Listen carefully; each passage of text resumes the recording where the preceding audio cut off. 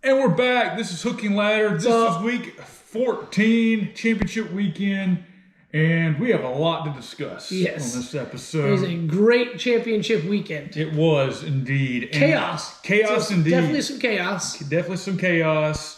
So let's get started. Utah knocked off USC, number 4 ranked team in the country, 47-24. It was close to about halfway through the fourth quarter, and then the wheels come falling off. I think it kind of got away from USC actually in the third quarter, although they did make somewhat of a comeback. But so in rematches, playoff games, national championship style, national championship games, conference championship games, and basically conference championship elimination regular season games. Those are the 4 criteria. Rematches.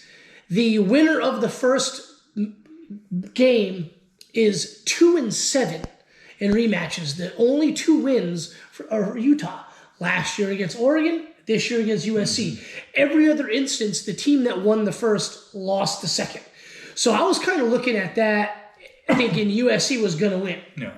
What I did not realize is this is the USC defense. Got some nice Cottonelle toilet paper. Real soft, smooth. If you apply any kind of pressure, it's just going to break apart and become completely useless. And that's what the USC defense was. Worst game of tackling I've ever seen in my life. They let him come back. Now, Caleb Williams going down with an injury in the first quarter hurt. That long run he did, when he slid down like at the 10-yard line, the camera didn't show it. Immediately they went to the replay. But as he's got up and walked back towards the huddle, he was limping. Mm-hmm. And I thought it was a quad injury, but it ended up being a hamstring injury. Found out after the game. Lincoln Riley said after the game he wasn't even 50%.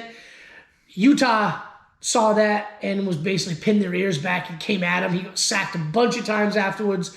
The offensive line was completely overwhelmed the rest of the game because there was no threat of him scrambling. Mm-hmm. That got USC a huge lead. 2 turning points in the game, though, came after his injury. Mm-hmm. The fumble recovery USC got and couldn't score. And then when they were up 14, I think it was 14-3, they got down 4th and goal. Instead of going for it, they kicked the field goal. And I thought that was the right call. Mm-hmm. But if they had scored a touchdown there, or even the next possession right when they got the fumble, it would have put the game away. But they let Utah hang around. Utah's offense finally got rolling with the physicality, the run game.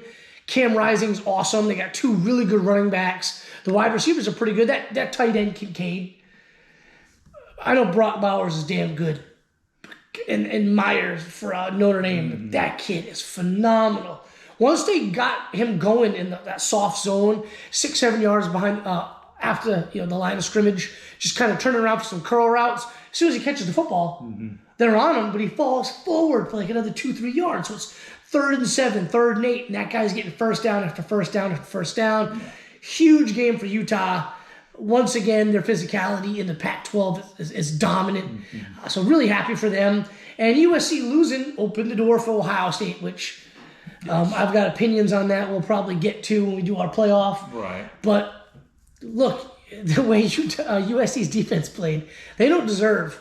That 3rd and 19. Yes. There was no business them converting that, and they converted it. And that was the other turning point in the game. The guy makes the catch about 6 yards, 7 yards ahead of the line to gain, or behind the line to gain. And instead of making the tackle, forcing a punt, the USC defender tries to reach his hand there and strip it, and lets the guy just go run right by him for like a 50-yard touchdown run, catch and run. It was 17-17 at that point. Right. But that was... 24-17. Yep, then a field goal. Utah just to say, okay, we're going to just take over this game right now, and they did. Yep. So they're not the number 4 team of the country. No, they're not. They may not be a top 10 team, in my opinion. I give Utah a huge credit. I mean, they lost 3 games. How did that team lose to Florida? They were way more physical than Florida. I mean, maybe it was first game of the season. I don't know. I didn't watch that game. We were out of town. Didn't watch that game that Saturday night on opening weekend. Yeah. But Utah's a good football team. They're definitely the most physical team in the Pac-12. And back-to-back Pac-12 championships for Utah. That's a damn good program. And you know the difference between Utah and everybody else in the Pac-12? They actually play defense. They're actually a physical football team. It's impressive. You can see when the guys make a tackle and jump up. Whittingham's got that team built on defense and physicality. I guess we'll move on. UGA knocked off LSU 50-30. That score could have been a lot worse. Yes, it Total domination. It wasn't as close as the score led on. Nussmeier came in relief of Jaden Daniels, who had an ankle injury, and pretty much lit up Georgia. Went 294 yards, I think, and 3 touchdowns. Yeah. 2 touchdowns, maybe. They didn't game plan for Nussmeier. No, they didn't. And to be fair, a couple of those touchdowns, I mean, good throws, good plays. One of them he scrambled out. Georgia had their backups in kind of by that, and that's really no excuse, but it was kind of garbage time. Yeah. All right, it was already 50 to whatever, and then game was in hand. They scored the last touchdown. It was 50-23. They scored the last touchdown, I believe. Georgia goes for 2 to make it 50. Yeah, I mean, but Georgia offensively, they could do no wrong. I mean, Stetson Bennett's throwing sidearm to dudes wide open. The running game, they ran for 255 on LSU after watching A&M run all over them. Instead of one guy like A&M with A-Chain, Georgia just used 3 running backs. Kendall Milton, he got like 5 carries, went for Where was this 13. He played phenomenal. Yeah. That's a dude that gets hit. He's like a 6'2", 6'3" guy, 220, but the dude gets hit and falls down like that. And this dude was running like freaking Todd Gurley yesterday. Yeah, he's running like he wants to get paid. Yeah, defensively, I thought it was a little bit lackluster effort in the secondary for Georgia. They let LSU throw for way too many yards, even in the first half, even though the game was, I think, 35-7 at the half. Ringo didn't have his best game. Ringo played awful. I mean, missed tackles, missed assignments, interceptions right in his breadbasket, and he just kind of just moves out of the way. Defensively, for defensive line, Jalen Carter was huge. He had that sack, picks up Jaden Daniels, holds him with one hand, and does this. That kid made some money. Really cool play. Easily could have laid the kid out, but looked at the referee like, I got the dude, blow you whistle. The kid was already hurt. Right. You could see in one of the replays, Jaden Daniels was laughing. Just a huge, athletic moment for like this massive mountain of a man at defensive tackle. LSU couldn't really run the football. Jaden Daniels being hurt and not being able to scramble, I think, was a big blow to their game plan. But got to give credit to both teams. I thought they both came to play. LSU definitely wanted it. Georgia's way too much for him. I thought LSU's wide receivers were really good. They were. Butte, for all the bitching and moaning he kind of has done and the body language throughout the season, he played awesome. Over 100 yards receiving and a touchdown. Neighbors had well over 100 yards receiving and a touchdown. There were multiple deep balls down the middle that Georgia just couldn't cover, but they weren't touchdowns. They were just deep ball caught tackle, but for like 55, 60 yards. Yeah. Bend, don't break. Yeah. But, hats off to Georgia. They won they're undefeated, won an SEC championship, heading to the playoffs at number 1. And clearly the best team in the country. Michigan knocked off Purdue 43-22. I kind of passed out on this one. I watched this game. My good buddy Patrick and his family were at this game. I got a lot of buddies that are Michigan fans. And so I watch a lot of Michigan because of them. Right. It's just something cool that we discuss throughout the week. And I was excited for them. Purdue hung with them. Purdue was actually in the lead early on, but eventually the physicality of Michigan started taking over. The depth started taking over. Donovan Edwards started making plays. J.J. McCarthy was doing enough things. He threw a really beautiful touchdown pass to Ronnie Bell after an interception. Michigan's defense played pretty well, but I got to give credit. Purdue has his running back, number 41, 2-star, coming out of high school. That's the kind of guy Purdue gets. They coach him up. 3-4 years later, they've hit that weight room for a few years. They're much bigger player. Kid ran very well. The transfer, Charlie something, the number 15, that dude just catches passes left and right. I mean, he doesn't drop anything. Quarterback play for Purdue was okay. Dude threw 2 picks, but did throw for, threw for 366 on Michigan's vaunted defense. Unfortunately, the 2 picks really cost them. One of them, definitely that I recall, led right to the Ronnie Bell touchdown, like the second play later. But big game for Michigan. When they needed it, they won. Number 2, solidified that ranking and won the Big Ten championship. So congratulations to them. Congratulations to Patrick, Andy, and Matt. Happy for you guys. Enjoy that win. Survive and advance. Yes. Congratulations, Michigan. Okay, here's where the controversy, some more controversy. We got Kansas State knocked off TCU in overtime, 31-28.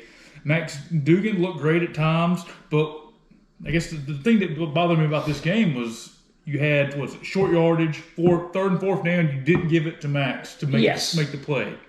To be fair, TCU's got a really good run back who can make plays, and they just weren't doing it. Yeah. Max Duggan was hurting Kansas State with his legs, especially late in the game. Yeah. But Kansas State was in control of this game for a long time, and it just wasn't really going TCU's way. There was some mistakes. There was a lot of missed throws by Duggan, a lot of missed opportunities for touchdowns. I mean, there was 2 or 3 plays in that where he had guys wide open and couldn't get it to him because the rush was in his face. Right. There were plays that when he did throw a deep ball, explosive play, I think it was number 1, Johnston, the All-American guy, fumbled the football right back to Kansas State after they had scored a touchdown, and TCU was driving. So there was a lot of mistakes. Second half, they came back in mainly the fourth quarter, got to 2-point conversion to tie it up late to force overtime. Max Duggan was being carried off the field. He was given everything he had. I mean, this was like a Heisman-worthy kind of game for him if he was in the conversation. Really, I just don't think he's as good as a lot of the other quarterbacks in the country because the missed throws that cost him. There are other guys I feel, C.J. Stroud, Bryce Young, bunch of guys in the country that I feel are hitting those throws. I mean, Duggan can hit them, just he wasn't hitting them. When his team needed him, first 3 quarters, he just wasn't hitting those throws. No. But somehow he found a way to get him back in the game. But they go to overtime, right? You were at my house watching the game.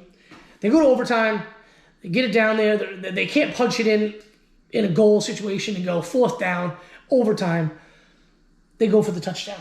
I felt the conservative call there was kick the field goal and get the points. Kansas State gets the football, and they got to score a touchdown to win. The defense for TCU, I don't think was playing all that bad. Deuce Vaughn had a ridiculous touchdown run, and they were passing the ball well. But I kind of felt in that last 10 minutes of the game, TCU had all the momentum. I'm like, kick the damn field goal. They go for it on 4th down. They get stuffed. Kansas State plays conservative, kicks the field goal, wins the game. Number 3 versus number 10, awesome championship game. That's the kind of championship game we want to see. Mm-hmm. Absolutely. Moving right along, Clemson beat North Carolina 39-10. The DJ experiment's over with. Yep, he's gone. I'm sure he's going to hit the transfer portal tomorrow. Mm-hmm. Cade Klubnik comes in when DJ was looking terrible, and the dude, I think it was 5 possessions. They scored 4 touchdowns and a field goal. And I want to say the only reason they kicked the field goal is because somebody dropped a pass. Completely different team with this kid. Mm-hmm. What could have been for Clemson, because their defense is stout. You look at that defensive line. I mean, I know that Barisi missed a lot of time, but that dude's still a dominant player. KJ Henry, dominant player. Miles Murphy, dominant player. Trotter, dominant player. Wiggins, dominant player. They've got a really good team defensively. Offensively, Will Shipley's good. They got a really good tight end. I think their wide receivers are a little bit lacking, but you don't need that. You got Klubnik. Dude can run the football. He can pass. It's impossible to tackle. I kind of thought maybe Clemson their run was done until I watched this game last night. And I was like, yeah, this cat's a true freshman. He's a real deal. He's got 2 more years. I mean, he's in the ACC. How hard can it be? Right. Let's see, what else we got? We got Tulane knocked off UCF 45-28. Didn't see any of this one. No, but Kobe Hudson from right here in LaGrange got a nice touchdown for UCF. He was from Troup County High School where we live here and went to Auburn, followed Gus Malzahn to UCF, and caught a touchdown pass. Kind of local boy done good, but they lost the game. That's all I got from that game. It's just that their local kid catches a touchdown. Let's see, just run through some of these other games. Fresno beat Boise 28-16. Mm-hmm. In a conference championship, that's always seems to be at Boise. Yeah. I guess some of those, like the Troy game, Coastal Carolina at Troy, some of these lesser conferences, I don't really recall. Yeah. What is that, the Sun Belt? Yeah. The UCF Tulane was Sun Belt, correct? Yeah. Or USA, I don't know. I think it's Sun Belt. I get some of these confused because let's be honest, I don't really pay too much attention to some of these conferences. And I think what's MAC? Is it the MAC? Yeah, it's Fresno State, Boise State. But most of these games are played at the home field of the team with the best record. The best record. Right. Which is why Boise State seems to always have that home game. Well, do you want to talk about the Heisman situation here, or you want to talk? Let's kind of go like a little quick playoff preview. Okay. All right. So I'm looking at this and I'm thinking Georgia's number 1, Michigan's 2, 3 and 4 is where I differ. I think Ohio State's in and I think TCU's in. Bama's out. Tennessee, much to their chagrin, because they think that since they beat Bama, they should be in the conversation above Alabama. But whatever, we're not going to get into that because they're irrelevant right now in this conversation. I don't feel you can keep TCU at 3. Yes, I know it was an overtime loss, okay? But you lost the game. I can't recall an instance where a team lost and didn't at least drop one spot.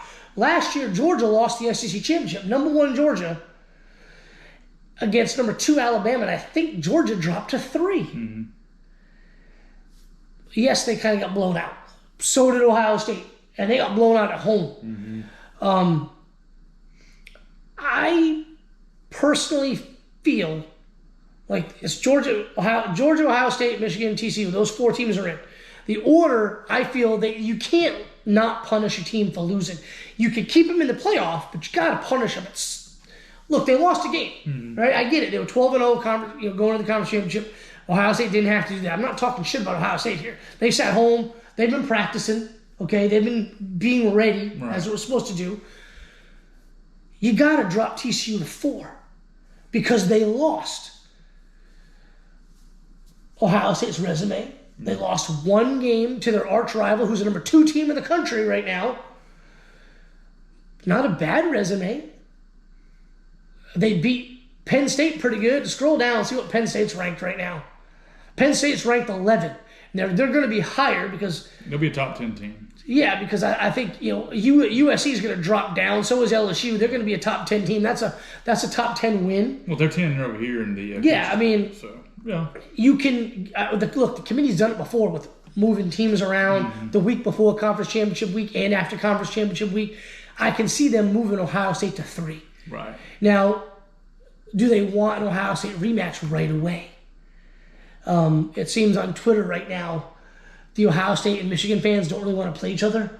Again, you might have to. Let's say it's Georgia 1, Ohio State 4. According to last week, the futures spread on that was only a neutral site field, a 2-point favorite for Georgia. Mm-hmm. So Ohio State definitely can win. As we saw from Georgia yesterday, they struggled defending the pass. What do you think Ohio State's going to do? They won't throw the ball. Exactly. They've got way better receivers overall than LSU does, in my opinion. So what happens if Ohio State wins and Michigan beats TCU? I mean, you're going to have that rematch, whether it's in a playoff game or a national championship game. I'm sure to those fans who hate each other that bad, it's pretty much friggin' irrelevant. Right. Because I know for a fact Ohio State fans hate Georgia fairly close to how much they hate Michigan. I mean, I know on Twitter that one guy is just talking out of his ass about Georgia and the SEC. So you're saying Georgia play TCU, Oregon, Ohio State plays Michigan? I think that's how it should go, but because I feel we've never seen a team lose in conference championship and not drop, regardless of what their record was. I can't recall in a situation where they did in the playoff era where they didn't drop at least 1 spot. Right. Normally they drop 2. Georgia could have lost yesterday to the 6th-ranked LSU Tigers and dropped to 3, in my opinion. 2 spots, just like they did last year. But the dropping. TCU, USC both lost, so you would think they would drop down. Ohio State is 5 at this point. Yeah, Ohio State will get in at 4 because USC was 4 to start the week. Right, they're out. So not TCU, USC. TCU was 3, they lost. They should drop to 4. You can theoretically they can. I mean, the committee, they do whatever they want. Right. They can jump Ohio State over TCU. I don't think it's going to happen. I think the playoff is going to be Georgia, Ohio State, in the Peach Bowl in Atlanta, and then, the Fiesta Bowl in Phoenix. It's going to be Michigan, TCU. and then the winner goes to SoFi Stadium in Inglewood, California, LA, makes more sense. and plays. I just think that you can't just let TCU lose a game and not, you lost, you're not dropped at all. I mean, it's already kind of making where the first 3 teams could lose that game and still get in. It's almost making the conference championships irrelevant and punishing teams for even getting in it. You earned the right to get in that game, and then you're punished. Yeah, you've earned the right to get in the game, and I've seen a lot of times where these guys, some of these schools like Georgia a few years back, probably the second and third best team in the country, didn't make the championship game. Yep. Should have got in, didn't. But the teams surrounding them, the teams that are in question right now, there's a big separation between Georgia, Michigan, and everybody else. You got too many 2 and 3 loss teams now, 5, 6, 7. And you get Ohio State 1 loss, and you got TCU 1 loss. They're not going to get jumped by 2 loss teams. That was 2018. Georgia lost a very, very close game in the SEC championship to Alabama. Now they were like 2 or 3. They got dropped to 5. They went to the Sugar Bowl and lost to Texas 28-21 after a boatload of dudes opted out because they were like, look, we're not in the playoffs. Doesn't matter. I'm going preparing for the NFL. Right. Man, dude, speaking of opted out, Utah's starting running back opted out like 2 weeks ago. After I think they lost that 3rd game and their playoff hopes were done, dude opted out. It didn't even matter. But whatever. That's my opinion. I don't think it's going to happen. But I do think TCU should at least drop to 4. Keep him in. You save face by keeping him in, but show that there is a punishment for losing the game. Right. That just doesn't sit right with me that you lose and you basically stay still. I don't know. I think it's irrelevant. You got your 4 teams. Georgia, Michigan, clearly number 2. If Michigan doesn't want to play Ohio State, you put TCU 3, and you put Ohio State 4, and make Georgia play Ohio State. I mean, it's kind of because at this point, you don't know. I said when Michigan beat Ohio State a few weeks ago. I don't remember if I said it on the show, but I did say it in a group that if Ohio State somehow gets in, they're still my pick to win the national championship. We've seen it before. We have. We've seen it before. We have. I just think Michigan exposed Ohio State, and I think there is deficiencies on that defense that may rear its head against Georgia or Michigan. And then offensively, they were beat up, but guess what? You got 28 days to get these dudes healthy. Right. Nick Saban was campaigning for his team to get in the playoff, rightfully so.